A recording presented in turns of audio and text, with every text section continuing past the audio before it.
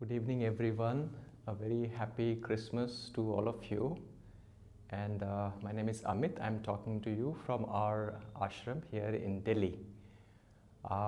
So this evening, for next half an hour or so, we will be sharing inspiration from Swamiji's book, Living Wisely, Living Well. So we'll begin with the reading from Living Wisely, Living Well for December 25th. And Swamiji writes, the teachings of Jesus Christ and of every great spiritual master are as fresh, true, and alive today as when they were first declared. Truth never changes with time. Its expression may vary with fluctuations in human understanding, but love, wisdom, joy are eternal realities. There is no need to pound your pulpit emotionally. All that anyone needs is the awareness that truth, as taught in all true scriptures, is forever one. Our souls came from God, and our divine assignment is to merge back at last into Him.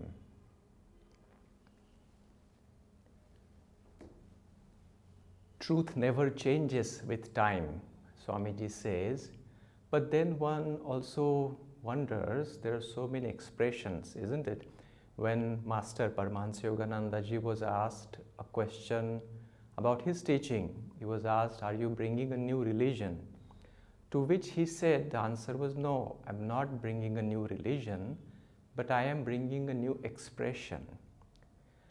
And he spoke like that now, I think because he understands that humanity can comprehend what he is trying to say. But to a certain extent, when Jesus Christ's teaching was also introduced to the world, it was also in a similar situation. Jesus Christ was born Jew. And so far, when he was there in the body, that's the time of Jesus Christ, most of his followers also came from that community or from Jews.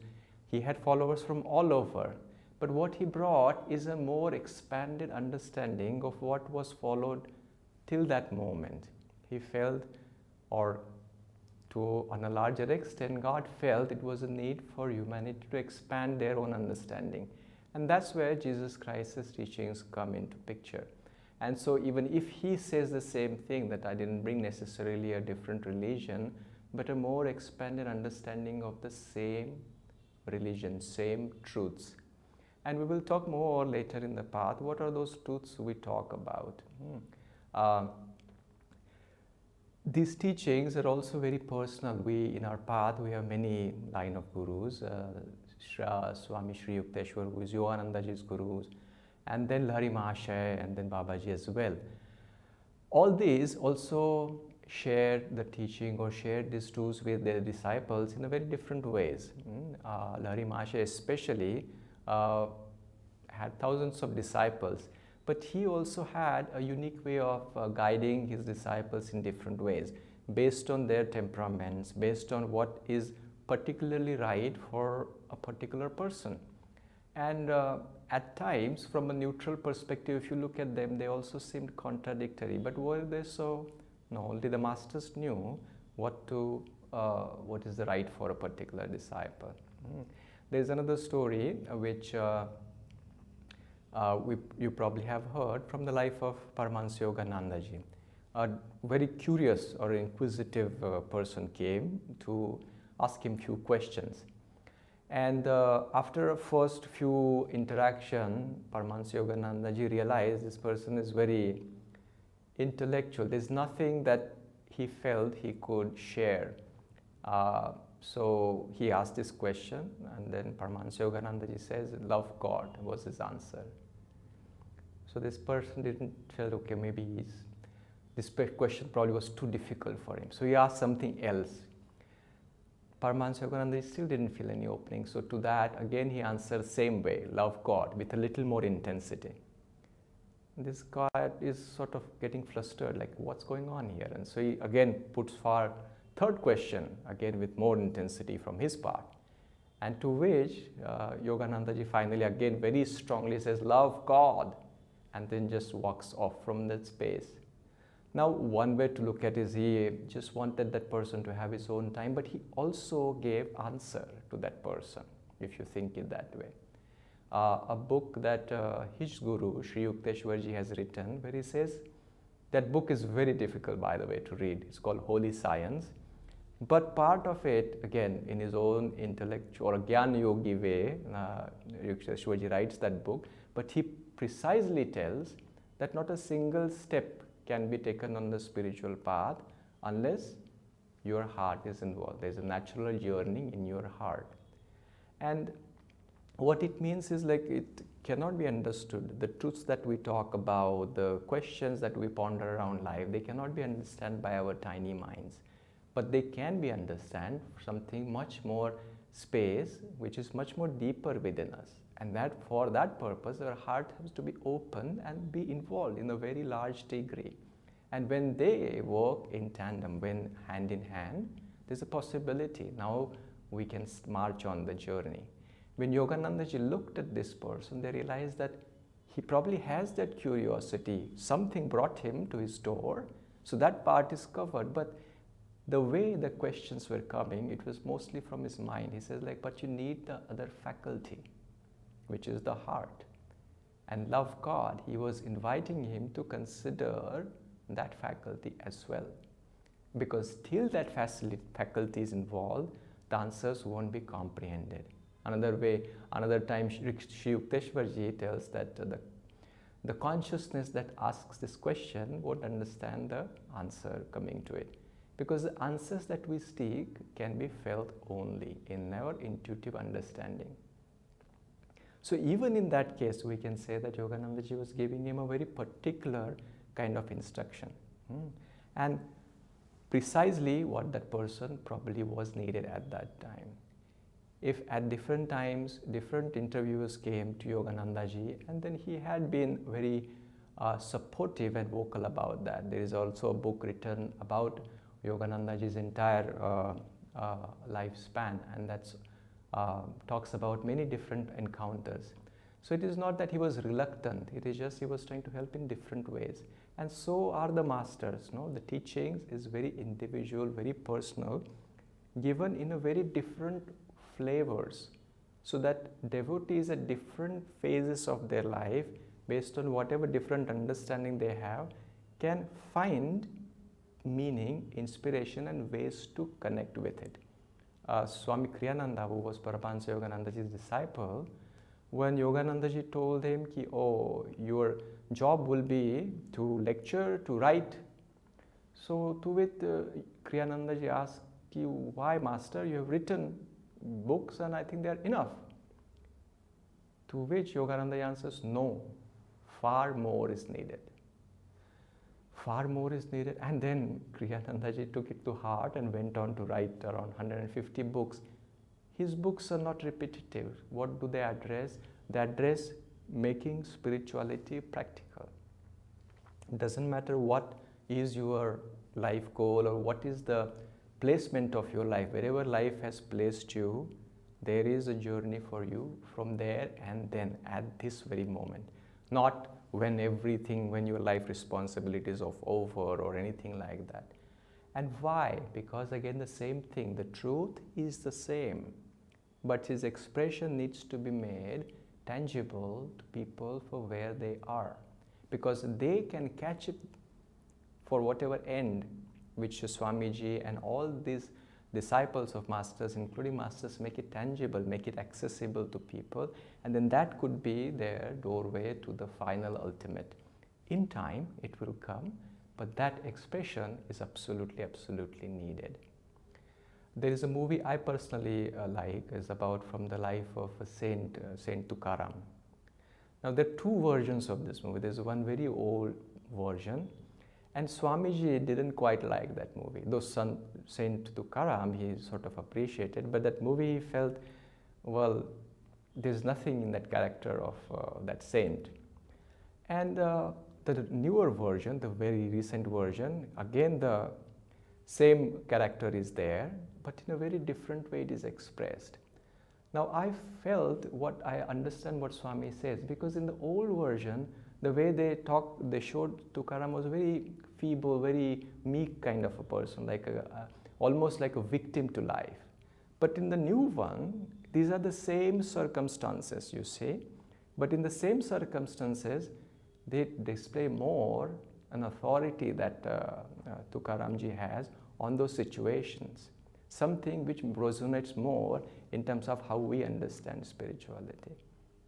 And I don't think one version is wrong or right. It's also, as we talked about, different times.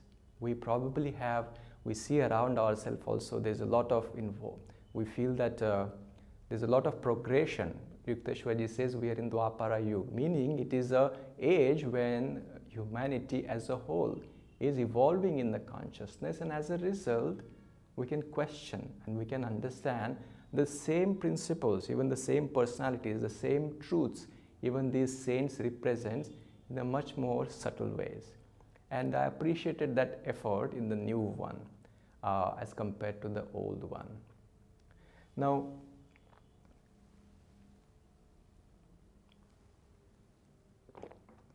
what is it that the masters are trying to tell us? You know, when we talk about the truth is one and eternal. There's a book that Swamiji has written. It's called Rays of the One Light. And what he has given is basically some truths, or we can say some guidance to the life, and then particular sentence, and to which there's a scriptural reference to the Bible as well as Gita. Again, to prove the point, or to substantiate the point that the same thing has been said in these two scriptures. One of the things that Master's mission was that truth is one and eternal. But what is this truth? You know, what is it that we're talking about? And this truth is one way to look at it is basically underlying principles on which this entire existence is based on. That I know sounds too big. So I'll try to make it more tangible. You know, in our homes, we also have different responsibilities, isn't it? Like somebody is responsible to make sure that the house is cleaned every day. Someone is responsible that something is cooked for the family every day. Somebody is responsible to get money, which is a sustenance to facilitate all these kind of things, isn't it? And all these are not like a once in a lifetime activity, but it's a regular, repetitive and everyday activity. And to what end? To the end that this being, we can say like a being, a household, basically continues to function in a very normal way, in a healthy way. We can call this household as an organism, isn't it? And then we say, if anything is not happening quite right in that household, what happens? Disharmony. So there are some inherent understanding or expectations, or sort of you can say rules or principles that are part of, and it doesn't have to be agreed upon by all households, but we all expect, isn't it? Like, I asked you to do these things and you didn't do it. What is the consequence? There is a chaos at times at home, only when we break some principles that we all agreed upon. We say that we have to respect each other, something as simple as that. But then someone has a bad time at office or somewhere else, and then they bring that anger home. And if it starts squandering around, what happens? Inherent harmony gets disturbed. But as long as every participant of that household is adhering to that very inherent principles, not something that we sign this off, but something which brings us to a particular family under the umbrella, we all live in harmony. I watched another movie with Tom Hanks. Not that the movie itself is that great, but there's a particular time portion of that thing which again resonated with me. This is about some spy, and then Tom Hanks is a lawyer and defending the spy. And Tom Hanks is an American and he's defending the spy. And then the guy who is on the American side is like, how can you do that? And to which his answer is very particular, and that's what probably is relevant to our topic. He says, what is it that makes us Americans? And he says, like, it is only the Constitution of the United States, which is sort of says that how this country is going to be, what is going to define United States of America. And he says one of the principles of that constitution says that every person, no matter whether he is guilty or not, has right to have a defense. And if we deny the principles on which we have founded this country, I think we will have a very difficult future. And it is very true in many ways, like every country, we live in India, and if I go even back, like what is the foundation of India? No, India doesn't have a lot of things to offer in the world in terms of material gains. Yogananda ji says what India has preserved is the spiritual wealth. Sanatan Dharma, they say, eternal religion. And what is that? It is not Hinduism or a particular instance of it. It is the fundamental truths and practice which is to make those truths tangible. And in India, all these practices, all the traditions that we see all around, everyone is making their humble attempt to keep that truths vibrant, accessible, in a myriads of different format. But that defines India.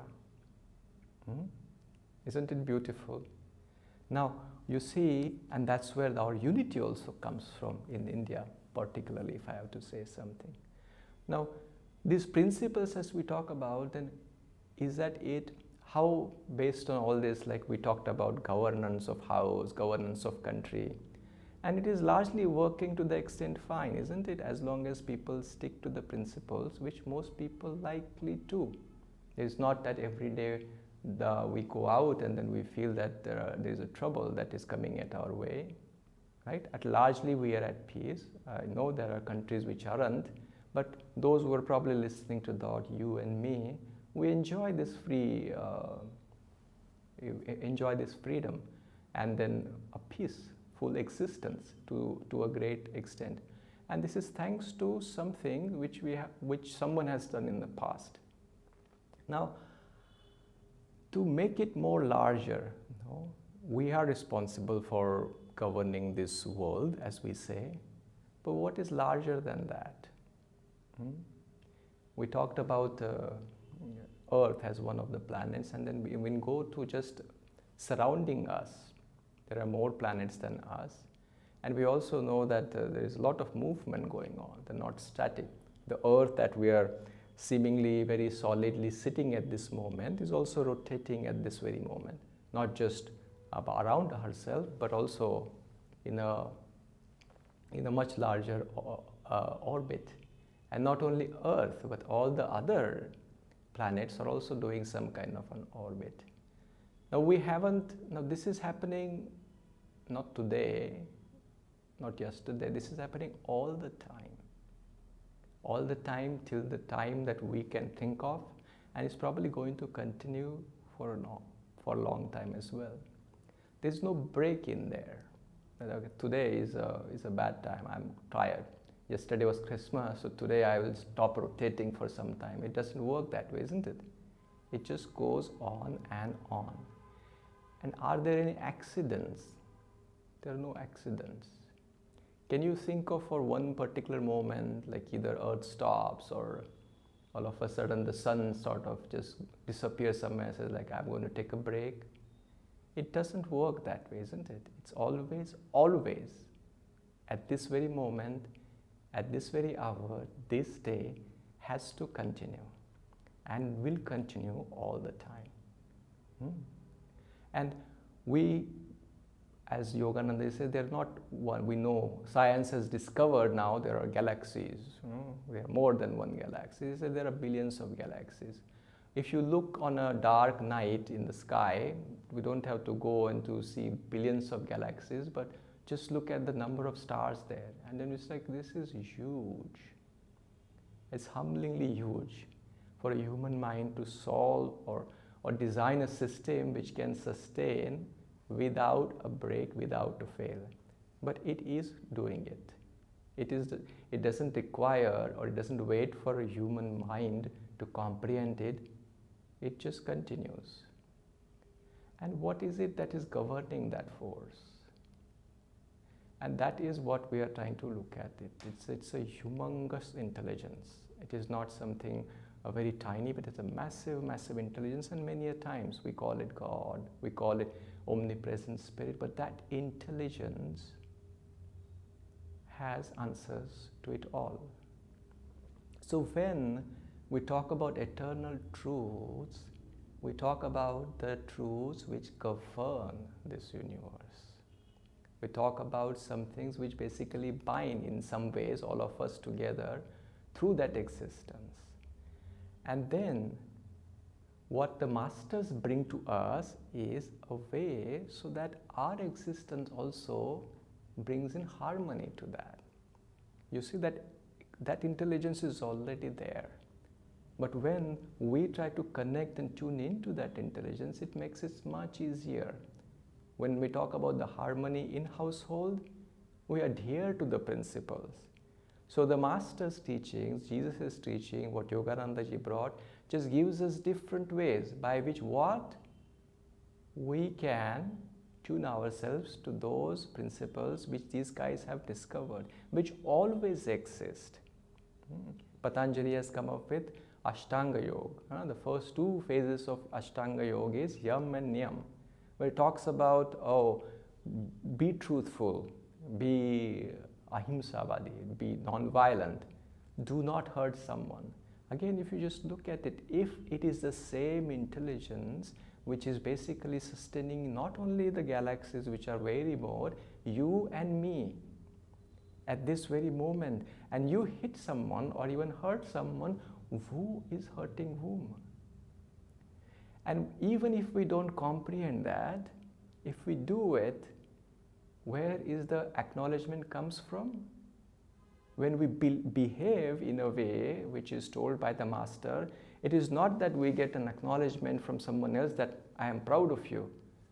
The acknowledgement comes from within. There is a great smile. We were talking with a friend who runs a couple of NGOs. Look at the premise of it. You see, this is not intellectual. There are lots of NGOs, non-profit organizations all over the world. People spend their time, their money, their energy to give it to someone else or some other cause whom they necessarily do not know. No logical sense makes sense absolutely. You lose because you lose the money, you wasted your time, you lost the energy that you have, you could have gone something for yourself. When you do that, it doesn't rationally make sense, but something within you makes a big smile when you do that. Why? They call it a feel-good factor. What makes you feel good? And that is because inherently we are all connected. And then the moment you do it, when you are taking care of your right hand, you're not making a favor. It is your own. And that acknowledgement within ourselves just helps us expand us beyond our own tiny self. And this is just one tiny step. Because you see, underlying truth are just one and eternal. Maybe the first time when we go, we just go one step further and then help our friend. The next step we take is we help someone who is not our friend. And then the final step, we go ahead and then even help our enemy. Because even that enmity doesn't belong into the truth which are eternal. They will evaporate there. Masters know all of it. They live in that reality. And that's where whatever they have given, it is truth. It is our responsibility, and as a student and the disciples of this path or any path that you are on, to look at them and not question the teaching, but understand what is it trying to see behind them. Swami Kriyananda ji, whenever somebody would tell him anything about the teaching, even if it contradicts his own understanding, the only question he would ask is, did Master say that? And if the answer to that is yes, he will dig deep to understand and get and touch to it. And that is precisely what we all have to do, is also look at the teaching, See what resonates with that at this very moment, because that is our next step. That is what Master wants us to take. It may not be the final step, but the moment we take the next step, the next will come further. We will reach eventually where they all have reached, and till then, and as Master's promise today, as especially as we celebrate the birth of Jesus Christ, they keep coming and then speaking different languages so that we can finally understand.